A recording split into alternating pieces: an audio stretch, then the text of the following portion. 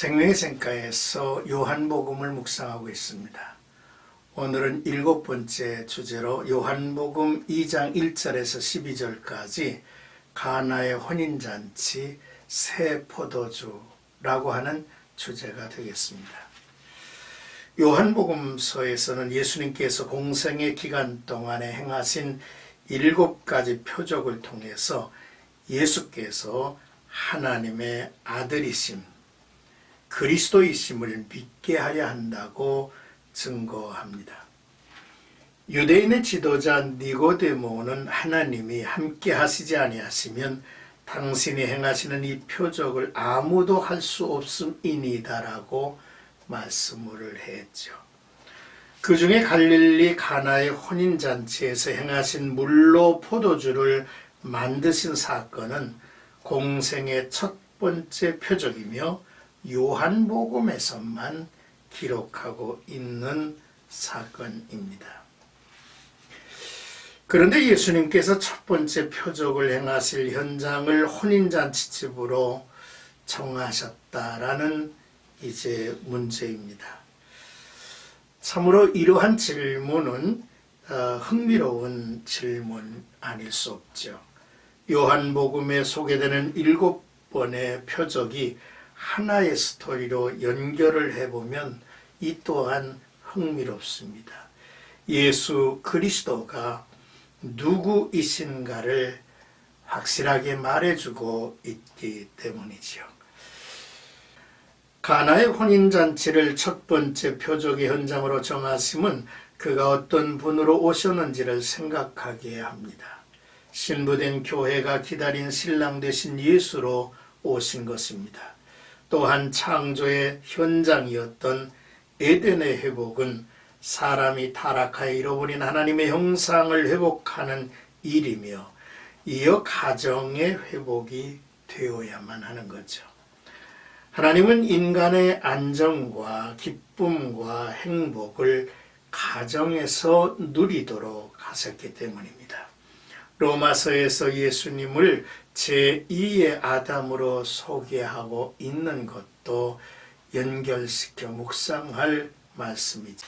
1절에서 5절은 포도주가 떨어진지라 라는 내용입니다. 가장 행복하고 즐거워해야 할 축제인 혼인잔치에 손님들을 대접하는 포도주가 다 떨어졌습니다. 잔치집에 포도주가 떨어진 일은 매우 당황스러운 일로서 예수의 어머니가 예수에게 포도주가 없다고 상황을 전합니다. 예수께서 나와 무슨 상관이 있냐고 답변하시면서 내 때가 아직 이르지 아니하였다고 말씀을 하셨죠. 그러나 예수의 어머니는 그 집 하인들에게 무슨 말씀을 하시든지 그대로 이제 하라고 당부를 했습니다. 첫 번째 표적은 이렇게 포도주가 떨어짐으로 출발했고 마리아가 그 사실을 예수께 알림으로 시작이 되었습니다.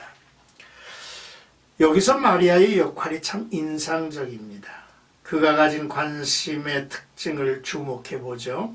그는 사회적 관심에 마음이 열린 사람이었고 그가 머문 집단에 필요한 것을 해결하고자 애를 쓰는 사람의 모습입니다. 이런 사람들이 중보의 기도자가 될 수 있습니다. 기도하는 사람에 의해서 인간의 결핍을 주님께 아뢰 때 하나님의 은혜는 시작됩니다. 무슨 말씀을 하시든지 그대로 하라는 뜻을 하인들은 전폭적으로 순종했죠. 기적의 무대, 그 휘장을 연 것입니다. 자, 이제 6절에서 10절까지는 물이 변하여 포도주가 된 것을 하인들이 알더라 했습니다. 예수께서 즉각 하인들에게 정결 예식에 사용하는 돌 항아리 6에 물을 채우라고 말씀하셨고 하인들이 물을 아기까지 채웠습니다. 이제는 떠서 연회장에 갖다 주라고 말씀하셨습니다.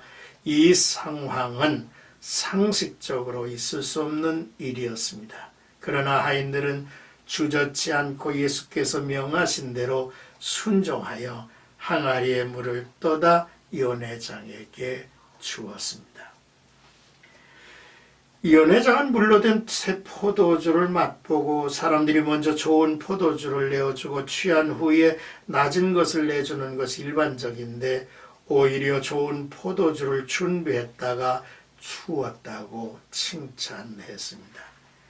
연회장은 맛보고도 알지 못했지만 먹어보지 않았으나 하인들은 알더라고 성경은 기록하고 있습니다.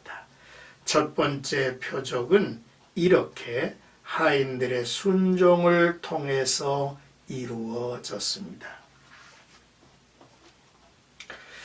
정결의식에, 정결예식에 사용하는 돌 항아리를 예수께서 사용하셨음을 보죠.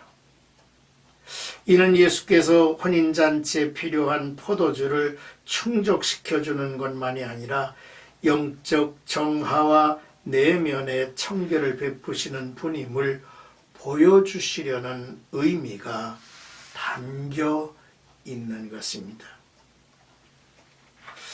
또한 순종하는 하인들이 6돌 항아리에 아기까지 채웠다고 했는데 하인들에게도 믿음이 있었음을 보여주는 모습이죠. 순종은 믿음으로 해야 합니다. 또한 처음 것보다 낮은 것이 좋더라 했습니다. 예수님은 만물을 지으신 창조자이시죠.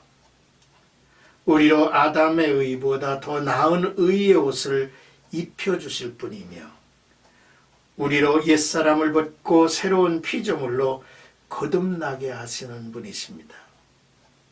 자기와 함께 하나님의 자녀의 기업을 얻게 하신다고 했습니다.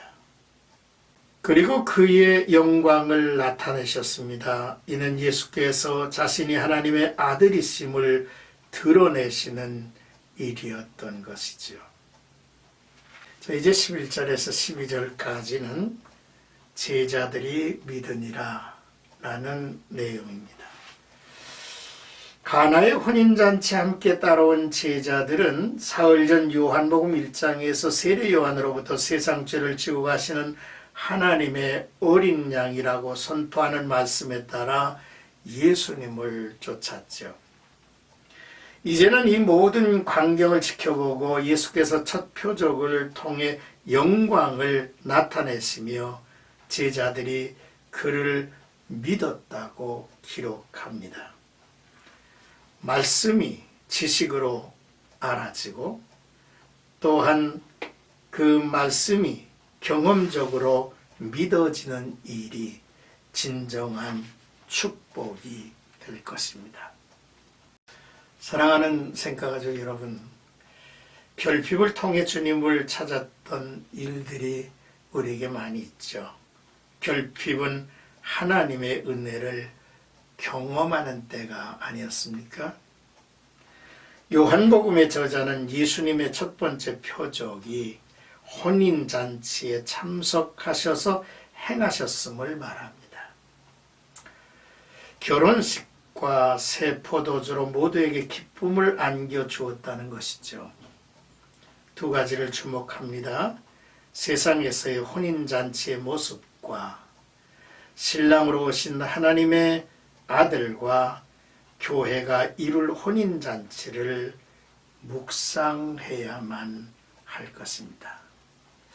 자, 오늘도 나와 여러분들이 모든 것을 변화시켜 주시고 새롭게 하시고 처음보다 나중을 더 아름답게 하시는 주님과 함께 복된 하루가 이어지기를 축복합니다.